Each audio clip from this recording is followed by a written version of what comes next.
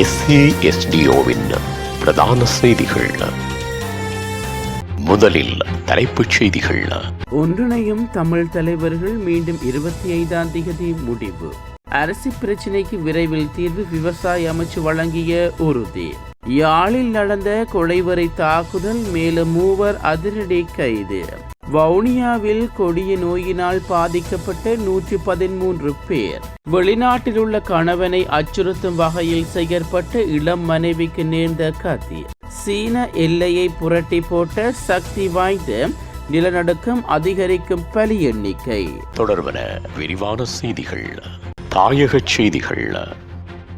நாடாளுமன்ற உறுப்பினர்களான ஸ்ரீதரன், செல்வம் அடைக்கலநாதனுடன் தான் சந்திப்பொன்றை நடத்தியதாக நாடாளுமன்ற உறுப்பினர் கஜேந்திரகுமார் பொன்னம்பலம் தெரிவித்துள்ளார். இந்த சந்திப்பின் போது நாங்கள் 3 தரப்பினரும் சேர்ந்து சந்திப்பதற்கான ஒரு இணக்கப்பாட்டு வந்ததாக அவர் குறிப்பிட்டுள்ளார். அதன்படி எதிர்வரும் 25ஆம் தேதி குறித்த 3 கட்சிகளும் பொதுவான ஒரு சந்திப்பை நடத்த உள்ளதாக கஜேந்திரகுமார் மேலும் கூறியுள்ளார். இந்நிலையில் அரசாங்கத்தினால் புதிய அரசியலமைப்பு உருவாக்க பணிகள் ஆரம்பிக்கப்படும் போது சகல தமிழ் தேசிய கட்சிகளும் கூட்டணிந்து புதிதாக தயாரிக்கப்பட்டு பொதுவான தீர்வு திட்டம் ஒன்றை சமர்ப்பிக்க வேண்டும் என கஜேந்திரகுமார் முன்னர் வலியுறுத்தியிருந்தார். இவ்வாறான ஒரு பின்னணியில் அதன் அடுத்த கட்ட நகர்வுகள் தொடர்பில் கலந்துரையாடும் நோக்கில் கஜேந்திரகுமார் பொன்னம்பலம் நாடாளுமன்றத்தில் ஸ்ரீதரன் மற்றும் செல்வம் அடைக்கலனான் ஆகியோருடன் சந்திப்பொன்றை நடத்தியுள்ளார்.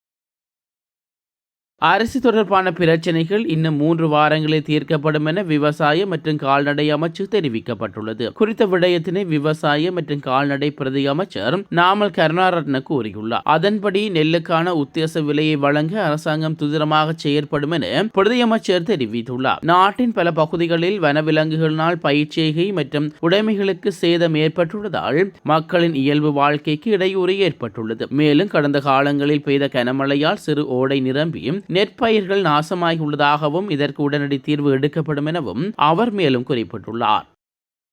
யாழ் நகரில் இளைஞர் மீது கொலைவரி தாக்குதல் நடத்தியவர்களில் தேடப்பட்டு வந்த பிரதான சந்தேக நபர்கள் என கருதப்படும் 3 கைது செய்யப்பட்டுள்ளனர். தலைமறைவாக இருந்த குறித்த நபர்கள் யாழ் நகரில் நடமாடுவதாக யாழ் மாவட்ட குற்றத்தடுப்பு பிரிவினர் காவல்துறையினருக்கு கிடைத்த ரகசிய தகவலுக்கு அமைய கைது நடவடிக்கை முன்னெடுக்கப்பட்டுள்ளது. யாழ் நகரில் புத்தாண்டுக்கு முன்தினம் இரவு வேளை ஒன்று கூடிய இளைஞர்கள் குழுவினர் முச்சக்கர வண்டியில் சாகசம் காட்டியதுடன் இளைஞர் ஒருவரை கடுமையாக தாக்கியிருந்தார்கள். அத்துடன் இது தொடர்பில் காணொலி சமூக வலைதளங்களில் வைரலானது. இந்நிலையில் கடந்த வியாழக்கிழமை சந்தேகத்தின் அடிப்படையில் 4 பேர் காவல்துறையால் கைது செய்யப்பட்டு விளக்கமறியலில் வைக்கப்பட்டுள்ளன. 2 முச்சக்கர வண்டிகளும் கைப்பற்றப்பட்டுள்ளன. மேலும் கைதான 3வரையும் யாழ்ப்பாண நீதிவான் நீதிமன்றத்தில் முற்படுத்த யாழ்ப்பாண காவல்துறையினர் நடவடிக்கை எடுத்துள்ளனர். வவுனியாவில் கடந்த ஆண்டில் 113 பேர் டெங்கு நோயினால் பாதிக்கப்பட்டுள்ளதாக பிராந்திய சுகாதார வைத்திய அதிகாரிகள் பணிமனை தெரிவித்துள்ளது. வவுனியாவில் மழைக்காலங்களில் மழை நீரான டெங்கு நுழம்பு பெருகும் வகையில் தேங்கி நிற்காமல் இருப்பதற்காக சுகாதார பரிசோதகர், போலீசார் மற்றும் இராணுவத்தினர் இணைந்து பல்வேறு நடவடிக்கைகளை எடுத்திருந்தனர். இருப்பினும் கடந்த ஆண்டு ஜனவரி தொடக்கம் டிசம்பர் வரை 113 பேர் டெங்கு நோயினால் பாதிப்படைந்திருந்தார்கள். அதில் வவுனியா சுகாதார வைத்திய அதிகாரி பிரிவில் 82 பேர் பாதிக்கப்பட்டிருந்தனர். அவர்கள் குணமடைந்து தற்போது வீடுகளுக்கு சென்றுள்ளார்கள் எனவும் பிராந்திய சுகாதார வைத்திய அதிகாரிகள் பணிமனை தெரிவித்துள்ளது. வெளிநாட்டில் உள்ள கணவனை அச்சுறுத்தும் வகையில் விளையாட்டாக செய்த நாடகத்தால் இளம் குடும்ப பெண்ணொருவர் பரிதாபமாக உயிரிழந்துள்ளார். முள்ளேரியா பகுதியைச் சேர்ந்த பெண்ணொருவர் இவ்வாறு உயிர் மாய்த்துக் கொள்வதற்காக நடித்த வேளையில் உண்மையாகவே உயிரிழந்துள்ளார். அங்கொட கொடல்ல மாவட்டத்தில் வசித்து வந்த 28 வயதுடைய அனுத்ரா ஸ்ரீமண்ணா என்ற பெண்ணை இவ்வாறு உயிரிழந்துள்ளார். படுக்கையில் கதிரையை வைத்து அதன் மேலேறி கூரையில் தொங்கிய கயிறை கழுத்தில் போட்டு போலியாக உயிர் மாய்க்க முயன்றுள்ளார். எதிர்பாராத விதமாக கதிரை கவிழ்ந்ததில் அவர் கழுத்து நெறிப்பட்டு உயிரிழந்துள்ளதாக விசாரணைகளில் தெரிய வந்துள்ளதாக போலீசார் தெரிவித்துள்ளனர். கணவன் உதவியுடன் கட்டிய புது வீட்டில் புதுமனை புகுவிழா எதிர்வரும் 19ஆம் தேதி நடைபெறுவதாக இருந்த நிலையில் இந்த துயரச் சம்பவம் இடம்பெற்றுள்ளது. உலகச் செய்திகள். சீன எல்லை பகுதியில் அமைந்துள்ள திபெத்தை உலுக்கிய சக்தி வாய்ந்த நிலநடுக்கத்தில் குறைந்தது 95 பேர் உயிரிழந்துள்ளதாக வெளிநாட்டு ஊடகங்கள் செய்தி வெளியிட்டுள்ளன. அத்துடன் நிலநடுக்கத்தால் 130 பேர் காயமடைந்ததாக சீன அரசின் செய்தி நிறுவனம் ஒன்று தெரிவித்துள்ளது. குறித்த நிலநடுக்கமானது திபெத்தில் உள்ள நகரமான சிகாட்சையில் ஏற்பட்டுள்ளது. 7.1 ரிக்டர் அளவுகோலில் மேற்பரப்புக்கு கீழே 10 கிலோமீட்டர் ஆழத்தில் இந்த நிலநடுக்கம் ஏற்பட்டுள்ளது.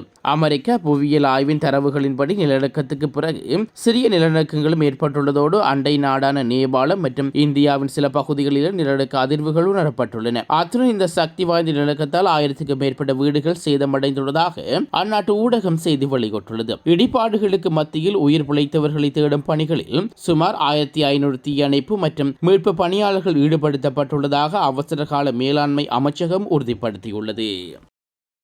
மீண்டும் தலைப்புச் செய்திகள். ஒன்றிணையும் தமிழ் தலைவர்கள் மீண்டும் 25ஆம் தேதி முடிவு. அரசு பிரச்சினைக்கு விரைவில் தீர்வு, விவசாய அமைச்சு வழங்கிய உறுதி.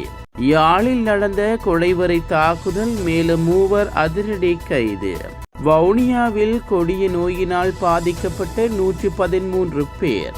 வெளிநாட்டில் உள்ள கணவனை அச்சுறுத்தும் வகையில் செயற்பட்ட இளம் மனைவிக்கு நேர்ந்த கதி. சீன எல்லையை புரட்டி போட்ட சக்தி வாய்ந்த நிலநடுக்கம், அதிகரிக்கும் பலி எண்ணிக்கை.